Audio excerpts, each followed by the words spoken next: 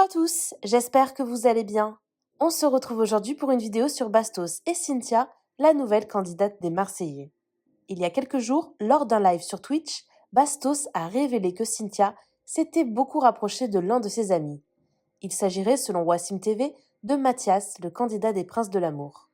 Et Bastos a balancé que la Marseillaise aurait dit à son ami que Greg l'a dégoûté durant le tournage. Furieuse en découvrant les révélations de Bastos, Cynthia lui a répondu et l'a clashé très fort. Pour elle, il chercherait du buzz. Hier, Bastos a fait un nouveau live avec Aneya et Lena et a répondu à la candidate des Marseillais au Mexique. Il explique n'avoir dit qu'un dixième de ce qu'il sait vraiment sur elle. Mais quelques heures après ce live, les deux se sont retrouvés dans la même soirée avec Mathias justement. Alors, comment s'est passée la rencontre entre Bastos et Cynthia après ces différents tacles ?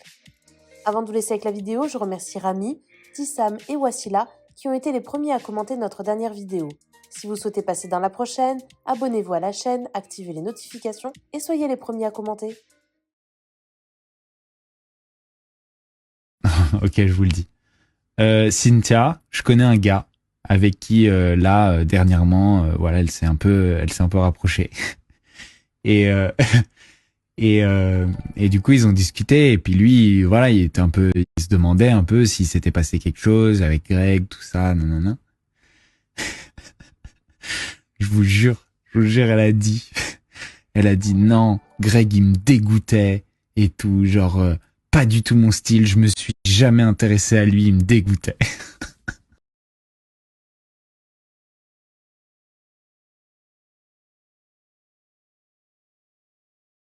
Bon les amis, je reçois énormément de messages concernant le Twitch de Bastos, son live là qu'il a fait il y a quelques jours. Vous voulez vraiment que je réponde à ça? Parce que je trouve ça tellement débile en fait. Comment on peut brancher un homme et le séduire alors qu'il nous dégoûte? J'aimerais bien qu'on me réponde à cette question. Parce que dans vos petites têtes en fait... c'est pour le buzz, etc. Mais la personne qui cherche du buzz, c'est Bastos. Qui écoute Bastos? En plus, Bastos, moi, je ne l'ai jamais rencontré. Je l'ai rencontré une fois. On était au Gypsy. Il était sur une table, j'étais sur une table. J'ai même un proche à moi qui a voulu lui défoncer la gueule.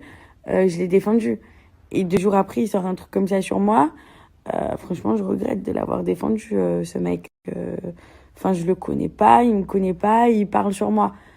Donc, bref, sur ce, moi, je vous fais juste cette story parce que vous en avez besoin. Parce qu'en fait, je vois qu'il y a beaucoup de messages. Oui, est-ce que c'est vrai ce qu'il a raconté Bastos? Nanani, nana. Écoutez, maintenant, vous avez la réponse. En tout cas, sachez que moi, de mon côté, je ne répondrai plus à ça parce que je veux pas donner de l'importance à quelqu'un qui n'en vaut pas la peine. Donc, voilà. J'espère que vous allez arrêter de me poser ce genre de questions parce que, franchement, on peut s'en passer.